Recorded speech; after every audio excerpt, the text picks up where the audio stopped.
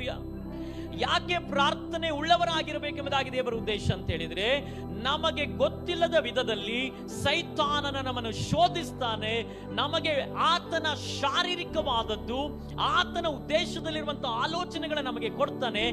ಕೊಡುವಾಗ ನಾವು ತಪ್ಪಿ ಹೋಗದಂತೆ ನಮ್ಮನ್ನು ಕಾಪಾಡುವಂತ ಒಂದು ಅನುಭವನೇ ಪ್ರಾರ್ಥನೆ. ಹಲ್ಲೆಲೂಯಾ.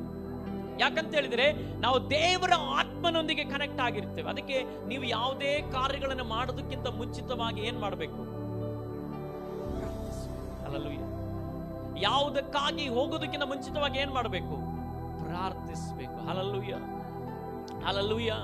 ಅದಕ್ಕೆ ಒಬ್ಬ ದೇವರ ಮಗನ ಜೀವಿತದಲ್ಲಿ ಪ್ರಾರ್ಥನೆ ಇಲ್ಲದೆ ಯಾವ ಕಾರ್ಯ ನಡೆಯಲ್ಲ. ಹಲ್ಲೆಲೂಯಾ. ಲೋಕದಲ್ಲಿ ಸೈತಾನನು ದುಡ್ಡುಗಳನ್ನು ಕೊಡ್ತಾನೆ, ಆಸ್ತಿ ಕೊಡ್ತಾನೆ, ಅಂತಸ್ತು ಎಲ್ಲ ಕೊಡ್ತಾನೆ. ದೇವರ ಮಕ್ಕಳ ಜೀವಿತದಲ್ಲಿ ದೇವರ ಉದ್ದೇಶ ಪ್ರಕಾರನೇ ಅದು ಒಳಗೆ ಬರುವುದು. ಯಾಕಂದ್ರೆ ಅನ್ಯಾಯವಾದದ್ದು, ಮೋಸವುಳ್ಳದ್ದು, ವಂಚನೆಯದು, ಅಶುದ್ಧವಾದದ್ದು, ತಪ್ಪಾದದ್ದು ಯಾವುದು ದೇವರ ಮಕ್ಕಳ ಹತ್ತಿರಕ್ಕೆ ಬರಲ್ಲ. ಯಾಕಂತ ಹೇಳಿದ್ರೆ ಅವರು ಪ್ರಾರ್ಥಿಸುವವರಾಗಿರುವುದರಿಂದ. ಆಮೇಲೆ ಅನ್ಯಾಯವಾದಂಥದ್ದು, ಬೇಡವಾದಂತ ಯಾವ ಅನುಭವಗಳು ಅವರ ಒಳಗೆ ಬರಲಿಕ್ಕೆ ಸಾಧ್ಯವಿಲ್ಲ. Hallelujah, hallelujah.